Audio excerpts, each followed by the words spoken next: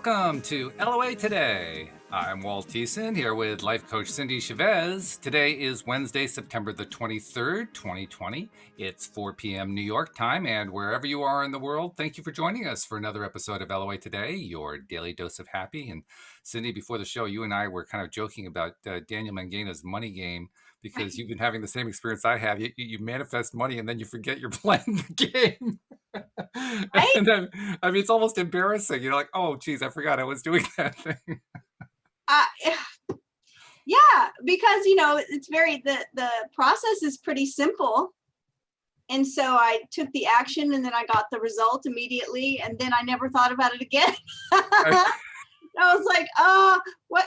I just remembered it and said to you before the show, oh my goodness, I just remembered that I started to do the money game. I got a great result and then never thought about it again. Of course, I talked on the show about 3 different times that I had manifested the money and forgotten about it, including one time where I forgot about it and remembered during the show. And I've actually been journaling about this. Each time something happened or I took the next step, I was writing into a journal so I'd have a record of this thing. I thought that might actually, spur the memory. Yeah, fat chance of that. That wasn't working. So you look back at your journal, it's like September 1st, and then the next entry is like September 16th or something. Well, exactly, like, yeah. And that's what happens, because it's a game where you don't really know when stuff's going to happen. It happens when it happens. So, you have to kind of be alert. Well, what's interesting about that, we were talking about this too, is that I was joking that forgetting is sometimes a defense mechanism. Like if you forget that you had a court date or you forgot that you had a dental appointment, things that people are kind of dreading, or, oh my goodness, I totally forgot I was supposed to be at jury duty yesterday. Sometimes, our brain just forgets those things that we really don't want to have. And sometimes part of us really is resistant towards having things that on the surface we would all say we wanted, like a soulmate or like more money or whatever. Part of us is really comfortable with playing it safe and just staying where we are now, because we have survived this part already. Even if it's loneliness or even if it's a job we say we hate, part of us is like, yeah, I hate it, but it's comfortable, it's familiar. And so, that could be. There's part of me, I guess, that just doesn't want to bring in loads and loads of cash. I know it's odd to say that, but I don't know. I guess it's familiarity with a pattern. We're familiar with the way things have been, so we just kind of stick to that pattern a little bit. But that's part of the reason for playing the game, to break the pattern, to kind of shift the way we're thinking and shift vibration. Like if you've ever changed jobs or changed something, and then you get in the car and you drive right to the old whatever it was. Mm-hmm. Like some people will move house and then they leave work, in the first week that they've moved, and they get on the interstate and they're heading right towards the old house. Like, wait, I don't live that way anymore. So, but you're right. It's just a pattern. It gets hardwired into our brain, and takes a little time to break it sometimes. But now, interesting. Josie posted something in the live stream here. She says, and she's referring to the title that I put in for the show. She says, the title "Lovely Magician" made me think of the Magician card in the tarot deck. She says, recently I've been thinking about the major arcana's connection to the hero's journey steps. That's it. Yes, it is. It is a hero's journey, the major arcana of the tarot. It's starts with the Fool. And, the Fool in the tarot is sort of like, we think of fools as like court jesters, or maybe even worse, like, oh, well, this guy's a total fool. But really the way it shows up is the beginner. Yes. The person that's at the total beginning of the journey, right? Mm-hmm. And, sometimes like the Fool, we do get, maybe we're overly optimistic or whatever. If you look at any movie out there that's, won an Oscar, all the Star Wars movies, they all follow that hero's journey, right? The hero sets out on a quest and then he runs into danger, and, it's very formulaic, the hero's journey. But yes, the magician is right at the beginning of it. And I love that card. I love the tarot card, the Magician, because what it says to me, if you look at the card, most of the decks show a magician with the elements on his table. And it always says to me, you have everything you need. Like you showed up here on the planet with everything you need to create whatever it is that you're meant to create. You've already got it. It's funny too that you mentioned Star Wars, because literally while you were talking about the hero and the hero's journey and all of that, I would and you were specifically talking about what the fool is. I was thinking about Alec Guinness in the role of Obi-Wan Kenobi saying, "Who's the greater fool, the fool or the fool who follows him?" Right, exactly. Yeah, we were talking about Star Wars right before the show. I must have had it on my brain. I was telling Walt a story about, I think it had something to do with when I was changing my name on my driver's license. But there was I had one piece of documentation that still had my other name on it. And I said to myself, I can't remember if it was my car registration or what it was, but I was like, I needed something unusual. I needed a copy of some document. And I thought, this could really be a problem. I could be tied up at the DMV all day, but I am not going to allow that to happen. So I walked in and I said, I need a copy of the blah, blah, blah. And the guy said to me, oh, we can't do that for you here. You're going to have to take that over there and then you get this and this. And he gave me this long list of things I was going to do. And I just waved my hand like across the air in front of like the Jedi Knight that you are. Jedi, I just waved my hand and I said the same exact thing I said at the beginning. I waved my hand and I said, I need a copy of the blah, blah, blah. And he said, oh, okay, I can do that for you. Just go right here. And I was in and out in like 10 minutes and my jaw dropped. I was like, it works. It really works. The Jedi mind trick works. I love that story. That's fabulous. Yeah, it was pretty fun. I should do it more often, just like I should play the money game more often, right? I said, yeah, no kidding. I gave my intention for $20 and I think 300 and something just showed up out of the blue the next day and I forgot about it. And that was like 2 weeks ago. See, I could be up to like the tens of thousands by now. You could be, yeah. Oh, that's funny. I love it. Well, we've gotten ourselves off to a very high vibration start. So that's good, because we're going to be dealing with subject matter today that you wrote. That's what's so cool. I mean, we're actually we have a history of doing books here on the Wednesday podcast. Yeah. But this is the first time we've done your book. And yeah. that's different. That's a nice feeling. It is. I was thinking about it right before the show that I have gone to several readings for when, like David Sedaris, I went to his reading. He's a writer that writes just hysterically funny essays. And he was at the local bookstore, maybe, I don't know, a few years back. And I went and he read an essay from his book and it was really exciting. And I thought to myself, I don't think I've ever read anything, any of my books. I don't think I've ever read any of them in public. So this is kind of fun. So it's going to feel weird. I'm used to reading Neville. Yeah, right.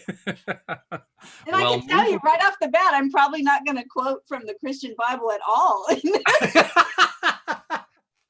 That's okay. We won't hold that against you. That's fine. But yeah, this is going to be really good. We are, of course, talking about her book, The Lovely Magician's Guide to Soulmate Success. And if you have the LOA Today app, you can follow along because it's built right into the app in the goodies section. Just go to either the App Store on the iPhone or to the Play Store on Android phones, and you can do a search for LOA Today podcast player if you haven't already done this, and download. And there it is. It'll be right there ready for you to watch and kind of play along with us as we do the book that Cindie wrote in 2016. So let's get a little history on this, first of all. What was the impetus behind this, if you remember? And by the way, I should read the whole title. The full title, including the subtitle, is The Lovely Magician's Guide to Soulmate Success, Using the Law of Attraction to Prepare Yourself for a Magical Soulmate Relationship by Cindie Chavez. So what was the impetus? The impetus was the recognition that, because being a relationship coach, a lot of people would come to me because they wanted to find a relationship. And obviously, a lot of times, maybe all of the time, I don't know, people hire coaches because they haven't gotten the result that they want. Sure. Right. And that doesn't mean that they've struggled forever. Like a lot of people I know will hire a coach right away because they've made a decision, right? They're like, I want to have a relationship. I'm going to hire a coach. So, because it's part of their strategy. But what I recognize is that so many people that showed up looking for a relationship, what we would uncover in our first coaching sessions together is that, just like we talked about a few minutes ago, when I jokingly said, but actually seriously said, oh, I guess there's part of me that isn't really ready to have an onslaught of wealth, right? Mm-hmm. It's like, well, how do I know that? because if all of me was ready, if I had a united will towards a great deal of wealth, I would already have it. Mm-hmm. Mm-hmm. Right? Yep. So anything that we say we want, and probably a good part of us wants it, but we don't have yet, it's because some part of us is resistant to it. Some part of us is, I'm making air quotes, but isn't ready, right? Because if you were ready, you would have it. So I decided that law of attraction was a great tool to understand and recognize, to use to get someone ready. Because see, once you're really ready, it's just going to show up. Mm-hmm. Mm-hmm. Yep. Once you're really, really ready for it. And so that was really the impetus of it, is just I wanted to write something that was not this was the other thing, is I recognize that a lot of times when somebody wants something, sometimes we're willing to get a stack of books from the library or order, a 500-page book from Amazon or something and really dig in and learn it all. But a lot of times in situations like this, we feel a little bit desperate, like we want it to happen now, and we just want a quick jump start, some guidelines for what can I do next that would push me in that direction a little bit. Right. And so that's why it's the lovely magician, which the lovely magician is everyone. I see everyone as a lovely magician. They are able to create the reality they want. They just need to have a few tools and just recognize the tools they have. And so it was that I wanted to create a guide. That's why it's the lovely magician's guide. It's not like encyclopedic knowledge. It's just like, well, here's a quick start guide to get you on your way. Yeah. So I'm glad that you mentioned the thought process behind the title, because when I saw Lovely Magician's Guide, and the word lovely is the word love. And I thought, I'll bet you that there's some very deliberate thought that went in there. So I'm glad to hear you actually kind of confirm that. Yeah. So that's where it came from. That was the impetus behind it. It's dedicated to you, lovely magician, and prefaced with a quote one of my very favorite quotes from Sue Monk Kidd, that said, if someone should ask me, what does the soul do? I would say it does two things. It loves and it creates. Those are its primary acts. Yeah, that's really good. And when I think about people who say, if you think about it, so many people will tell you, if you ask them this question, like, what feeds your soul? They often will come up with an answer that's like gardening. Sure. Right? Or I love to paint, or it's like often some creative act. Yeah. Right? And so two things that the soul does, love and create. And we've all got a soul, as far as I know. There may be one or two that I'm questionable. I was waiting for that other shoe to drop. Oh, that's great. but so we all have the ability to love and to create. And talking about soulmates, and we'll get into that, because I might not have the same definition of soulmate as everyone, but we'll get there. Well, first, before we get started, I want to thank you for something, because you have 12 chapters in this book. And the thing I want to thank you for, because I had to, take the book and get it into the app, which takes quite a bit of work to do that. So I was becoming somewhat familiar with what you wrote. And the thing I really appreciate is your pith. You are very pithy, very concise in the way you write. Yet Neville, God love him, he could just go on and on and on saying the same thing in 5,000 different ways, which is great. But it's so much nicer to just hear someone say, bang, there it is. You're there. Well, so I was just telling somebody this morning, because, I'm talking about this once in a while, and we talked about the tarot card already on the show. I am a card reader, and there's an oracle called the Lenormand Oracle, which not a lot of people are not familiar with it the way they are with tarot. Like everybody knows, tarot cards. But the Lenormand is very blunt and direct, as opposed to the tarot, which can be very esoteric and deep and, have all this layers and layers of meaning. The Lenormand deck is just shoots straight. And it's my favorite one. So when you said that, I was like, okay, I like to be direct and to the point. So Well, congratulations. You succeeded admirably, which is appropriate because your first chapter is called Success. Success. So we start with a quote from Alexander Graham Bell. Before anything else, preparation is the key to success. We increase the likelihood of our success by being ready and willing to be successful and doing everything we can to start from a place of being well prepared. If you have a desire for a relationship that could be described as a soulmate relationship, then I guarantee there are many soulmates out there for you.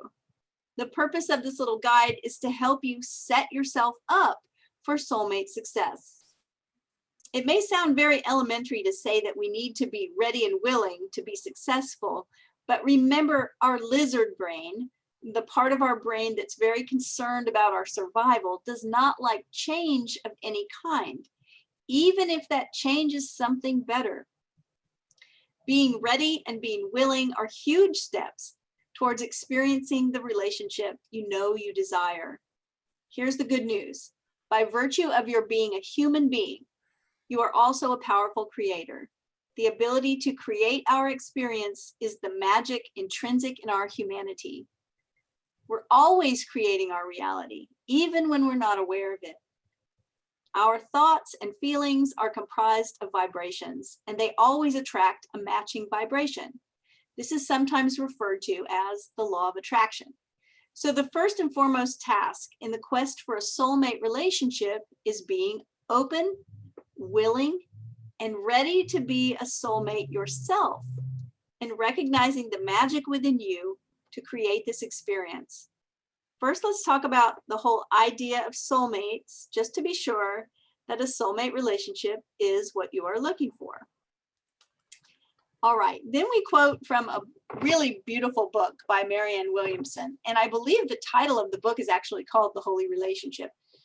But Marianne Williamson says, in the holy relationship, it's understood that we will all have unhealed places, and that healing is the purpose of our being with another person. All right, I'm going to interject. Pardon? I have to just say, I'm glad you pointed out that's a quote, because it's something I have to fix in the app word. I have it set aside as a special quote. I've got it as like a regular paragraph, so I got to fix that.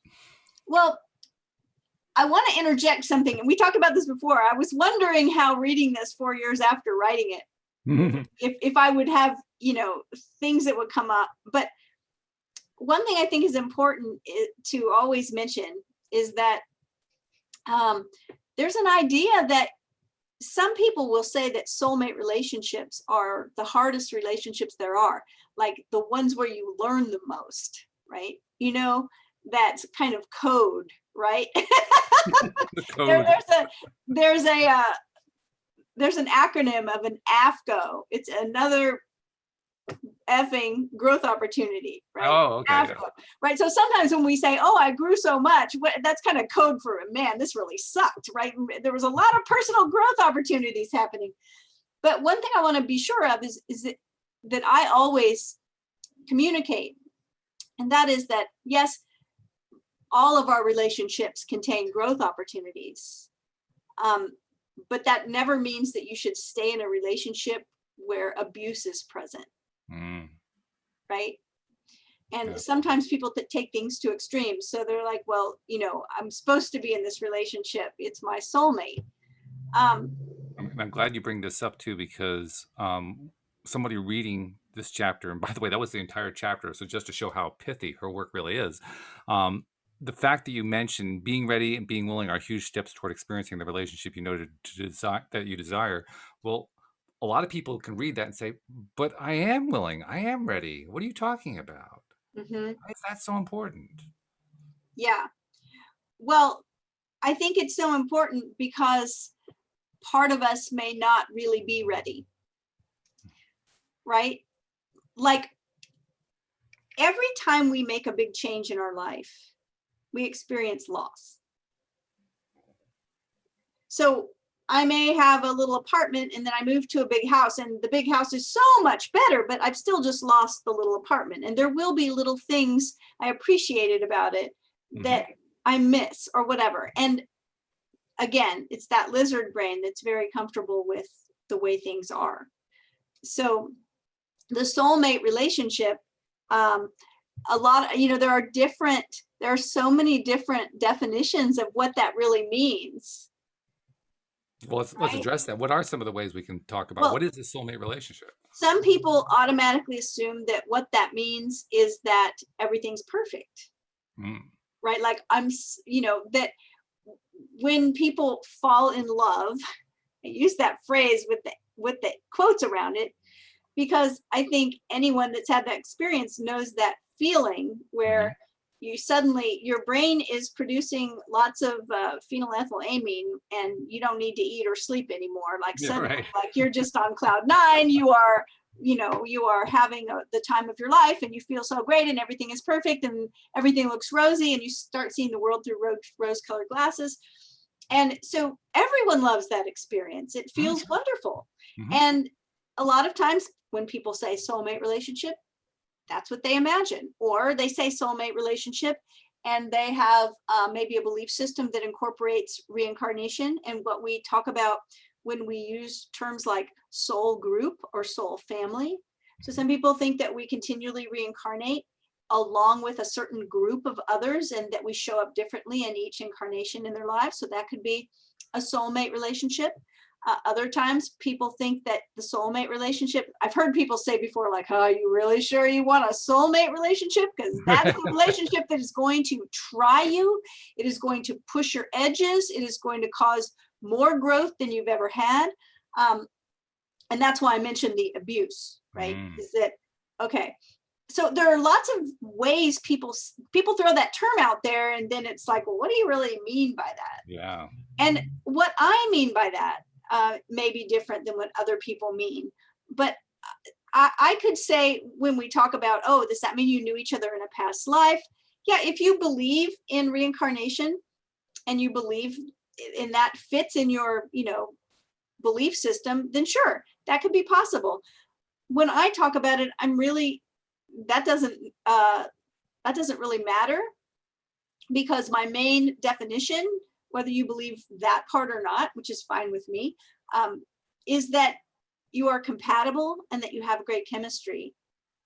So in other words, you're a fit, you're a match. Yeah. There's mutual respect, there's love, there's joy, there's happiness, there's fun, there's a spiritual connection, and that you're a match for each other. Yeah. And so, yeah, we all have growing to do. And so, yes, even the most compatible relationships will have moments of growth, growth opportunities. Lots of them, actually. Right? But they should never be abusive. We'll get there.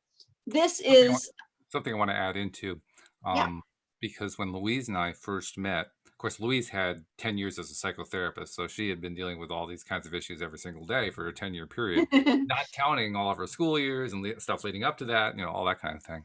I had been doing work on myself kind of sporadically, more out of desperation than anything else, because I wasn't having any romantic relationships. But nevertheless, I was doing some work. So we'd actually done quite a bit of work on ourselves before we met. And very, very early, like I'm going to say within the first month that we were together, we both agreed we really didn't want to have fallen in love. In fact, we really didn't. What we like to say is we grow in love. Yes. Right? Because that's really what it's about. And that word falling, right? It implies that you like completely lost control. And that's probably why the word gets used, because we all have that sense of like, what am I doing? This is out of my control.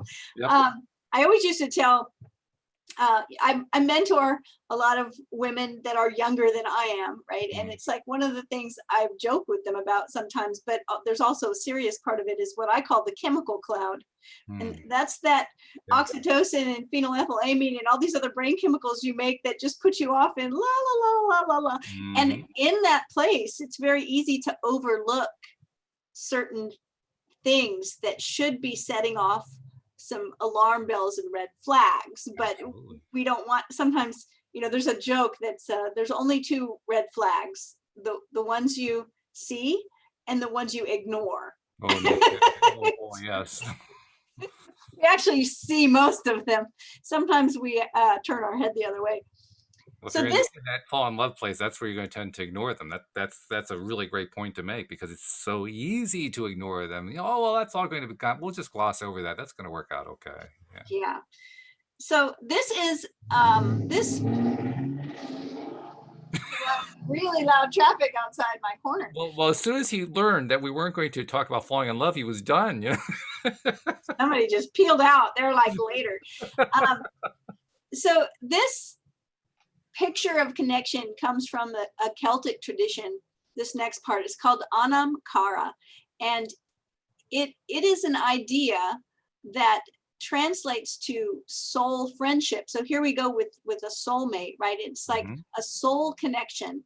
And if you've ever met someone that just you felt like you knew them already, or I didn't talk about this. I don't think. I think I got word this after maybe I talked to you last week, but that my very closest high school friend passed away last week. And the thing about this friend was that in our adult lives, sometimes we go years without talking to each other. And the second we get on the phone, it was just like yesterday. It was like no time had passed. And I actually have quite a few friends in my life that have that quality.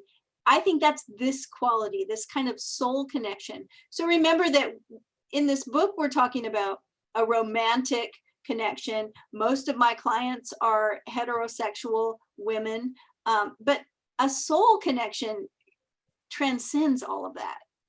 You can have a soul connection with anyone and, you know, any kind of friendship. So it's just one of the most beautiful pictures of soul connection I've heard. It's described in an ancient Celtic vow called Anam Cara, which translates to soul friendship. Anam Cara was a meeting of two souls that was considered destiny, a sweet connection that served to awaken each to the soul's journey. The vow itself is incredibly beautiful. And I do think it would make a lovely wedding vow. And this is what it says. It says, I honor your path. I drink from your well.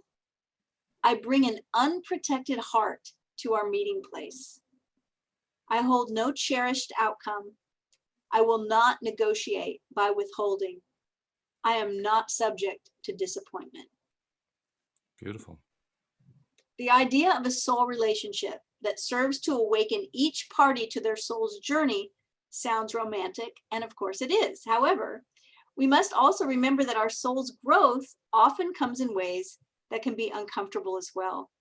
Your soulmate will be someone who has the privilege of enjoying incredible happiness with you, and also be there with you in times of stress and sorrow. All relationships experience growing pains and the stresses of life. Our soulmate relationships sometimes experience these in a deep way, but the stresses of life can also serve to make them stronger and deeper. There's a beautiful Swedish proverb that says, shared joy is doubled joy, shared sorrow is half a sorrow. I think that describes a soulmate relationship in such a lovely way. I've heard it said that your soulmate is the one that can always push all of your buttons. I'm not sure I would quite put it that way, but I will say that I believe the biggest, brightest mirrors we have are our most intimate relationships. And there's no relationship more intimate than a soulmate relationship. Yeah, actually, I try to go out of my way not to push the buttons because it's so evident, it's so obvious. So, and here's where I deal with that again. So just because soulmate relationships will no doubt experience growing pains at times, this is due to the fact that when we're open to each other in a deep and intimate way, we become vulnerable. And when we are vulnerable, we can get hurt. The growing pains I'm speaking of have absolutely nothing to do with anything resembling abuse. Physical, emotional, and mental abuse are not factors in any healthy relationship.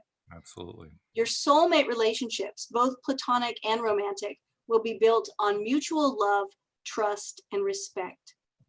Your desire for a deep and intimate soulmate relationship confirms that there are such souls desiring you too.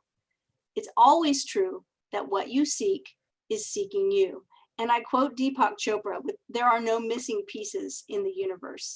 I don't know if I talk about this further in the book, but I was talking about it yesterday with somebody. that I was coaching around relationship. The idea that was the big thing that happened with the Tom Cruise movie, Jerry Maguire. It got quoted over and over as, "You complete me, you complete me." Yeah. And, oh, everybody just fell in love with, 2 lines from that movie, "You complete me," and "You have me at hello." And what I teach is that you are complete already. Yes. I do not need my husband to complete me. I am a whole person. All by myself, I'm whole. And he also is whole. And the two of us are not the other's half. You hear somebody say, "My better half, my other half." I understand that that is a term of endearment and it's meant to be very sweet, and that's fine. But the truth is, we are each a half of a couple. Yes, exactly. Right? Exactly. The two of us together make a whole couple, but Right. Individually we are whole. And so when we go through these growth processes in our relationships, friendships, relationships, any kind of relationship can help us grow. We're moving towards our own wholeness. I'm not sure that you would go this far, but the way I would go at it is by saying, if I find myself in the spot, in the place of saying, "You complete me," I would treat that as a warning flag about me, that Yes. I have some hole that I perceive in myself can Yes. only be filled by my partner. And boy, oh boy, Right. you're just setting yourself up when you do that one. And sometimes that can happen when we don't want to do the work on ourselves. We just want Absolutely, someone yeah. else to provide that part, right? Work But is painful. It's difficult. right, it is, and it's work. And the thing is that that's never. It's kind of like a stopgap measure. It doesn't work. It doesn't work, and it won't. Someone else can't provide you with your own wholeness. That's right. Right. Yeah. So, all right. So this next section is called magic. And I use a quote from Nora Roberts that says, "Love and magic have a great deal in common. They enrich the soul, delight the heart, and they both take practice." So if you are my client or one of my group members or readers, you already know, or podcast listeners, right? You already know, may already know what I mean when I say magic. Let's see if this is still my definition of magic. The successful result of any conscious action taken to bring something from the metaphysical realm, the realm of wishes, dreams, hopes, ideas, plans, brainstorms, into the material physical realm, everyday life, and having the hallmark of ease, grace, synchronicity, and often an element of surprise and delight. I think that pretty much still sums up how I feel about magic. Okay. And that's what I want to always be experiencing. And I think I've succeeded with that. That's pretty much kind of like what my life looks like. So some people call it the law of attraction. I prefer to call it conscious creation or magic. The law of attraction is always occurring, but I like to be conscious about what I'm creating and create it deliberately. And to me, that's what magic does. And magic takes practice. Even if you know how something is done, it still takes much practice to achieve mastery. So we can discuss all sorts of ideas and theories and exercises, but until you begin actively practicing them daily, you probably aren't going to see much in the way of results. So in this guide, I'm going to not only put forth ideas, but also encourage you to put them into practice immediately and consistently, because I want you to get incredible results.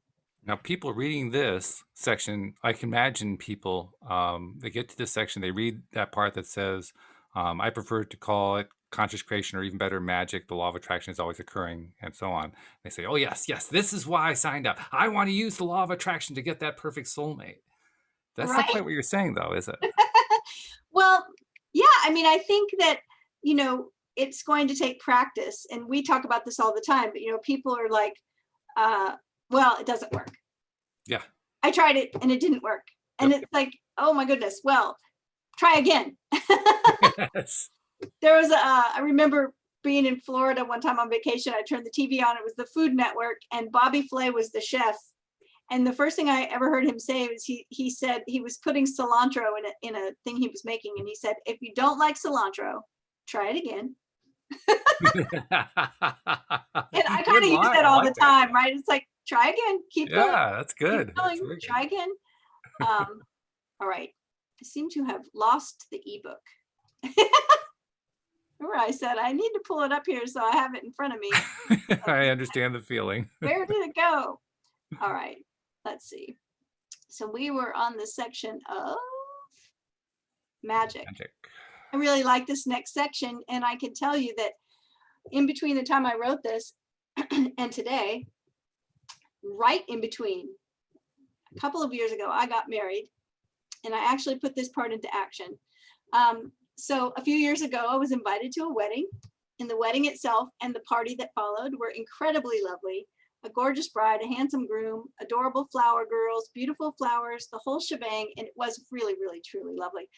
There was something that made the wedding incredibly special to me. The groom was my client. And arriving at the wedding, I felt like I was walking on air because my client and his beautiful bride were very happy. But there was one little detail in this particular wedding that thrilled me. And this one little twist excited me so much that I wrote a blog post about it when I got home from the reception at like 2 a.m. because I was so excited. The little twist that had my heart aflutter was this. Instead of the classic wedding vows that began with something like, I, Mark Anthony, take you, Cleopatra. And my client was not named Mark Anthony. I just decided to change the names.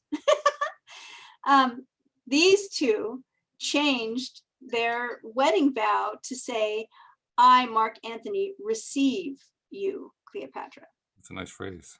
And it just hit me so hard because I just think it's a stunning edit, right? It spoke to me big time about those of us who want a soulmate relationship. We have to be open to receive one. And anyone that's studied, classic law of attraction kind of work will hear this over and over. Ask and what? Receive. It's two separate things. Yeah.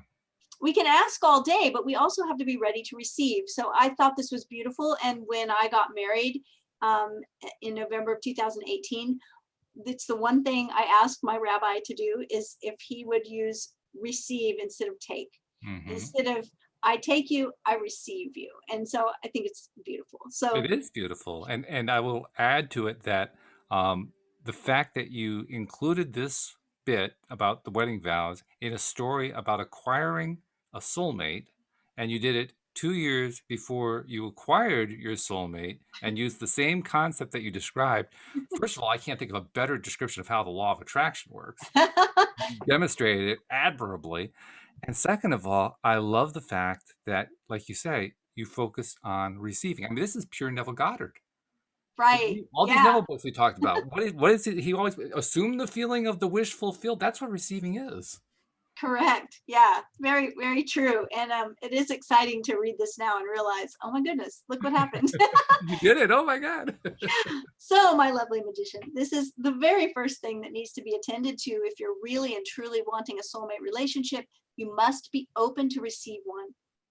So, being open, how do you know if you're open or not? First, the fact that you are listening to this little guide or reading this little guide today tells me you're willing to be open. The hallmarks, now I wrote this for women, so this part is speaking to women, but the hallmarks of a woman who is open are peace, happiness, trust in herself, trust in the universe. She feels comfortable in her own skin. She is confident, because when we're not open, we tend to be defensive, worried, fearful. We find it very hard to trust. So how do we become open? First, we choose to be, right? We make that decision. I know it sounds really simple, but everything always begins with a choice, which starts with an intention, which starts with a desire. And you're reading this because of your desire. So you don't have to open up all at once. But as you begin to love yourself, you will begin to open. So before we talk about self-love, let's talk a little bit about trust. Before we talk about trust, I want to make one comment here because I think this is really important. you kind of qualified by saying that, well, you wrote this for women, so you said the hallmarks of a woman, but really what you wrote here applies to anyone, man or woman. Good. Literally, in I'm this so case, you were using the word woman in a way that often the word man is used generically, but it applies to everybody, what you're saying. I'm so glad that you brought that up, because as I was reading that, I thought to myself, when I finish this segment, I need to ask Walt how that lines up with his experience. 100%. Yeah. Okay. So when we are feeling defensive and worried and fearful, and we finding it very hard to trust, we close up. Mm-hmm. Right? Of course we do. I mean, that's like human nature. We're protecting ourselves. Hey, if there's anybody who isn't good at closing up, it's a man. I mean, like he just closes and you can't often get him open again. I mean, he's just, well, I'm just gonna go into my man cave. That's it. Yeah. So let's talk about trust. We've all had experiences that left a bitter taste in our mouth as far as feeling able to trust someone. We told someone our deepest secret and they shared it. We believed someone when they told us they'd be there for us, and then they flaked out. We thought we knew someone, and then we found out we didn't know them after all. These are common life lessons that most of us have learned or experienced. And it always stings a bit to have our trust betrayed. But here are some things I've learned about trust. Trust is built over time. Trust begins with trusting yourself. When we trust someone and our trust is betrayed, we are not the ones who've done anything wrong. So we mustn't blame ourselves, and it will do us a lot of good to forgive ourselves as well as the one who breached the trust. And that doesn't mean that we're okay with it or that we have to give them a second chance. It just means that we don't hold unforgiveness in our hearts towards anyone. Mm-hmm. Sure. Forgiveness is for you. It takes the weight off of you. You don't need to carry around unforgiveness. It blocks trust. It blocks love. It even blocks abundance. It hinders our health. It causes endless stress. So remember, there are no mistakes. There is just human experience. Choose to know that, and you will always be there for yourself. Decide that you will always trust yourself, and then choose to find a treasure in every experience, even the painful ones. Self-trust goes hand in hand with self-love, and self-love is the most important step to being ready for a soulmate relationship. In fact, until you really love yourself, you won't be able to have a satisfying, intimate relationship. I love this, especially the part about forgiveness is for you. That was a lesson I didn't really learn clearly. I mean, I kind of knew it on sort of like a subconscious level, but I didn't consciously get it in a tight phrase until about, I don't know, 5 or 6 years after Louise and I married. And I think she's the one who pointed it out to me. And I thought, oh my God, of course. But why didn't I get that before? Why didn't I understand that before? Because so many of us think that if we forgive someone, we're letting them off the hook. We're saying it's okay. Yeah. And Yeah. that's not it at all. It's that carrying unforgiveness is a really heavy weight to carry. It is. And so when we forgive them, we're just letting ourselves off the hook from having to carry this burden. Yeah. Yeah. It's just something we don't have to carry anymore. And like it says here, it doesn't mean we have to let them, open ourselves up for them to do whatever they did again. Right? Absolutely not. But we just want to trust ourselves. It is the ultimate statement of trusting yourself.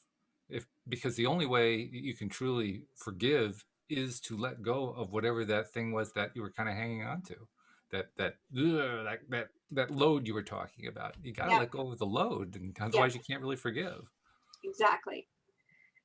All right. So this section is called the love affair. Most of us also want a fairy tale, but it never turns out that way, does it? No. Because people are not perfect. This is a quote from a client. She said, most of us also want a fairy tale, but it doesn't turn out that way, does it? Because people are not perfect. And I listened as my client wondered aloud to me, and I was reminded of a question that a reader emailed me that echoed a similar thought. They asked me, does true love really exist, or is it just a fairy tale? The fairy tale love affair, the one we all want, that perfect, shiny, sparkly, romantic relationship that suddenly makes our whole life easy and perfect, the one where the birds are chirping and the bees are singing and the flowers are blooming and the poison apple. Wait, what? What poison apple? Oh, that poison apple. Yes, the one in the fairy tale.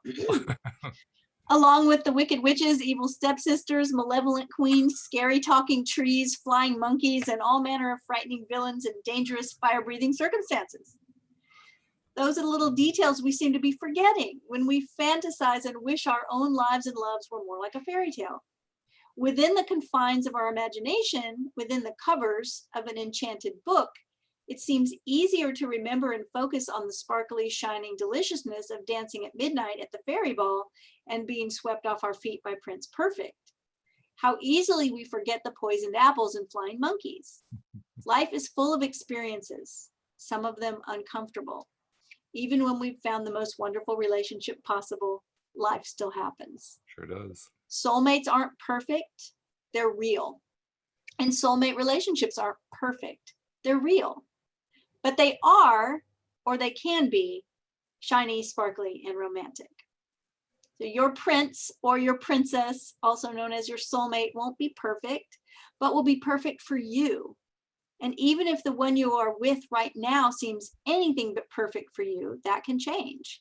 In fact, when we change, everything changes. So I want to show you a few small changes that you can make that will create a world of difference, whether you are already in a relationship or still looking for your soulmate.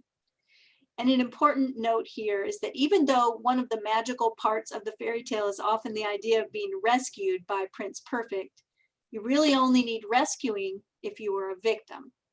And I know you don't want to be a victim, right? Right? I love that you put that in. So how can we have the sparkly, shiny, dreamy, romantic part? When will it show up for us? When we learn how to love ourselves first. Loving ourselves is the first love affair that has to happen. We have to recognize that we are our own soulmate first. This is the single most important thing we can do to change our entire life experience for the better. We hear it so often that it's become a cliche, love yourself. But so often we don't know how to do it. It starts with intention, loving intention, and commitment. If you can't make a commitment to fully love and accept yourself, it will be impossible for you to make that commitment to someone else. That should be underlined 3 times, by the way. Get that highlighter out. Yeah. And because of the law of attraction, no one will be able to love you unconditionally and accept you as you are and fully commit to you if you can't do that for yourself. The world can't give you anything that you aren't willing to give yourself. It's that simple. So decide today that you will make a loving intention and a strong commitment to love yourself fully and completely. Accept yourself just as you are. Choose to love every single thing about yourself with true unconditional love. You may want to employ a self-love mantra or affirmation, such as, I deeply love and accept myself just as I am. The note, self-love is not the same thing as self-care. So even if you're a pro at having me time and taking care of yourself with things like manicures and pedicures and massages and taking your vitamins, are you doing these things with a loving intention or because you think you should? What about when you're feeling down or angry or flustered?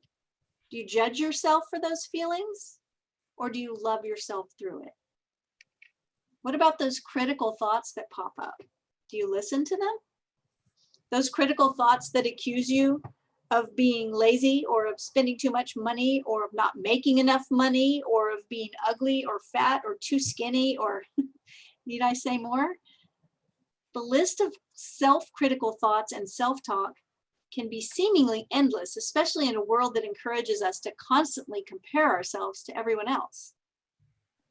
Being critical of yourself or of anyone else is a big red flag that your self-love is in need of some strengthening. We tend to criticize in others the hidden parts of ourselves that we consider unlovable. Before the record, lovely magician, you are worthy of love and affection and abundance and joy and vibrant health and a soulmate and anything else you desire. Without changing one thing about yourself, you are worthy. It's totally natural to want to improve ourselves and our relationships, to expand our horizons, create new things, up-level our life. But none of those things create your worth. You are already worthy of the best life has to offer. You are already worthy of great love. You can choose today to love everything you are, even the parts of you that you haven't loved in the past. Love is an action and a choice. I like to think of the way we bathe and dress a baby. We aren't expecting anything from them. And we do these daily caring tasks with a loving intention. No criticism, just pure love. Make a decision now that as often as you think of it, you'll give yourself care with a loving intention. Care for yourself with love the way you might cuddle a pet or water a favorite plant or sing to a baby. Get a drink of pure water with an intention of self-love. Take yourself on a date to an art museum or for a walk in the park. Put on a special outfit or some good perfume as a ritual of love and adoration. Treat yourself like the princess in the fairy tale. Mirror work is another very powerful way to work on our self-love. Look into the mirror, into your own eyes, and tell yourself, I love you. There's nothing too good for you. It might feel awkward at first, but soon it will become easier as your self-love grows and becomes stronger. Walt knows all about the awkwardness. Oh, yes. This is a powerful way to let your subconscious know that you're worthy of love and of the best life has to offer. When we become willing to fall in love with ourselves, we are ready to begin being more open. We must be willing to see each other and ourselves through that magic mirror, the one that reflects our own shortcomings and flaws without judgment and lovingly supports us in bettering them. Our intimate relationships are the brightest mirror we have to show us where we are in the realm of self-love. Remember, the world cannot give us anything we aren't willing to give ourselves. When we decide to love ourselves, it will be easy to create strong boundaries and stop accepting poison apples. When we love ourselves, we won't accept invitations to drama or conflict, and we will never tolerate physical, verbal, or emotional abuse. There may be some scary talking trees and flying monkeys in our life journey, and we can decide that we will focus on the good, the loving, the eternal. The elements along the way that are uncomfortable are there to help us learn love and compassion, to help us recognize the wounds that need healing. If we didn't have wounds, we would never get triggered. So those things are there to help us support each other in growing and reaching our full potential. Real relationships are not perfect, they're real. We don't need rescuing. We can choose to make decisions based on love instead of fear. And when we enjoy each moment and experience life fully, knowing that the power of love exists right now, in this present moment, we will experience magic. When we live in this way, we will recognize that true love is real and soulmates exist here in our present reality and not in a fairy tale. That was a strong chapter, a really, really strong chapter. It's got a number of points that I want to bring us back to. The first one being, you are already worthy. I mean, we don't hear that one very often, Yeah. but as a result, we end up kind of assuming that we're not. And I know you wrote this primarily for women, but I think that's true for everybody. We all grow up in this world feeling on some level that we're not worthy. It really is helpful on a large scale to be told, yeah, you are already worthy just because of who you are. You know, there's a concept, and you just said a minute ago, like we don't hear this very often, and I don't think we talk about this very often that's connected to that, and that is the concept of deserve. I had people tell me when I was getting my divorce after a very long and abusive marriage, people would say things to me like, you deserve better than that. Mm-hmm. And I know what they meant, right? Yeah. I know it was a compliment to me, but what they really meant was that they thought I was worthy of a good life. Right. I mean, it was a very nice thing to say, but there's a difference. And we get caught up, especially as kids, right? We get told, if you're a good little boy, Walt, Santa will bring you a bike or whatever. Right. We get told, right? And yep. We grow up, and then our parents may tell us things like, you know, if you get good grades, we'll do this for you or that for you. You know, if you fail that exam, you're not leaving the house for a week, right? Why? It's all around deserve. Do we deserve something good? If we're good little girls, then we get a present, right? If we deserve it. And we grow up with that concept of deserve, and it really doesn't fit real life. No. Because here's what happens. If we think we deserve something, but we don't get it, like say we work really hard for some promotion and we get passed over and someone else gets it. Well, then we just feel bitter and angry and resentful that we deserved it, right? Mm-hmm. And what about, on the other hand, what about if we know we didn't really work too hard and then we get the promotion?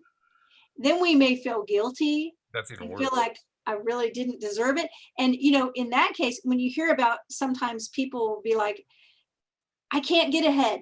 Every time I get like a bonus at work, then something happens. You know, I got a bonus check and then my washer and dryer had to be replaced. I got a raise and then I had to fix a flat tire. It's like every time, you know, right? And it's because part of that sometimes is that it's connected to deserving. Yeah. And our self-worth. And if we'll recognize that this doesn't have anything to do with us earning anything, it doesn't have to do with whether we deserve something or not. We're all worthy.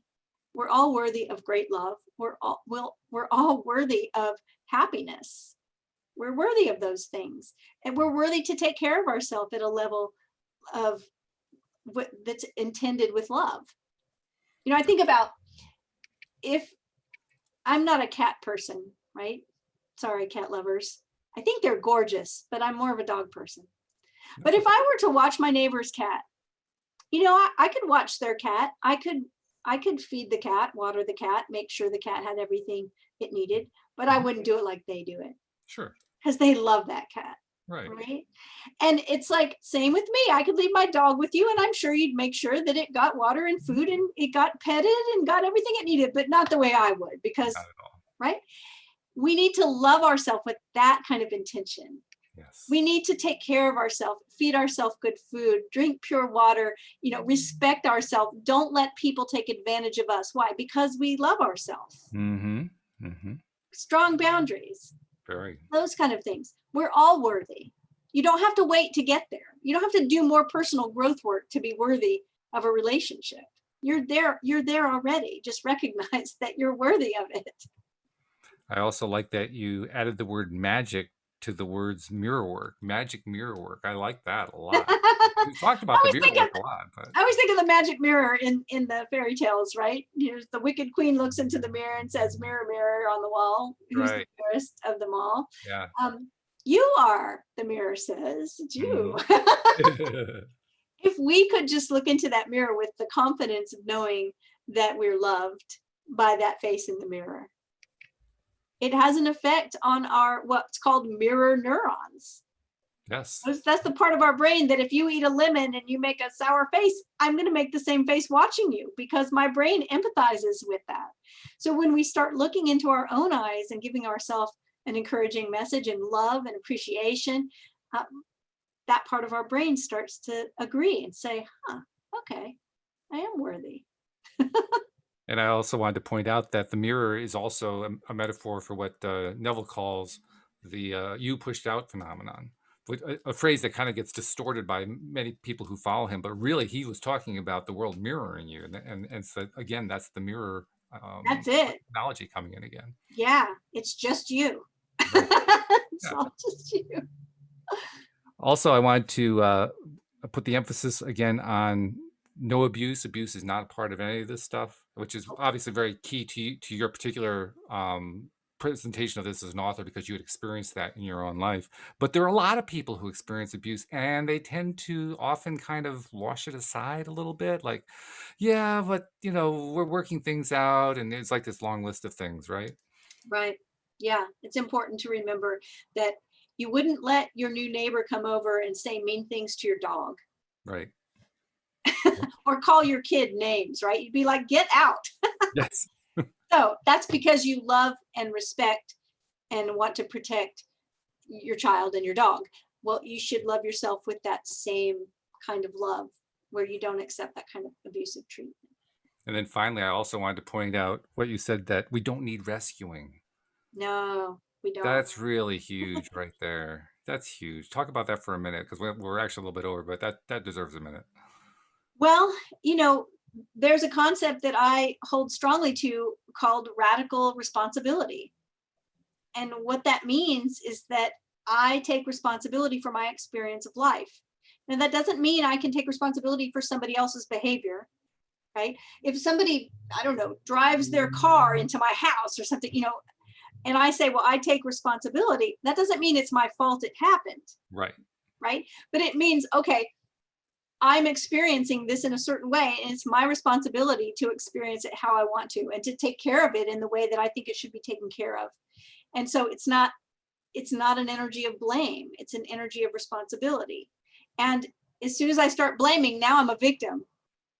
But when I'm taking responsibility, it doesn't mean that, I might not have something happen to me, but I take responsibility for how I react and respond. It's more of a response. I take responsibility for it's responsibility, my ability to respond. That's fabulous. Yeah, I'm not a victim. Regardless of what happens to me, I can choose to either experiencing it as being victimized or just take responsibility for what happens next. Well, unlike with Neville Goddard, we've flown through about 2/3 of your book, which shows just how pithy it really is. I mean, you just really squeezed it down to the essence in a beautiful way. So, but that'll give us more to talk about next week. We will talk about the rest of it next week. Yeah. Send us your comments and your questions too, because if you're looking for a soulmate, I want to help. That's why we built it into the app that you can ask questions. So use the same question form that you would use for the stream, or Psychic Rita, or Louie, or Amy, or Linda, or anybody else. Use it to send the questions into Cindie, because let me tell you, if you want a relationship coach to ask questions of, you can't do any better than the one that's sitting right here. Thank you. Absolutely true. That's fact. I know that for sure. So thank you for sharing the book and reading it. How do you feel the first time reading your own book? It's been fun. Good. Yeah. I'm trying to hold back, and not add a bunch of extraneous information. Yeah. Like, no, I edited this book already once. Yeah. That's good though.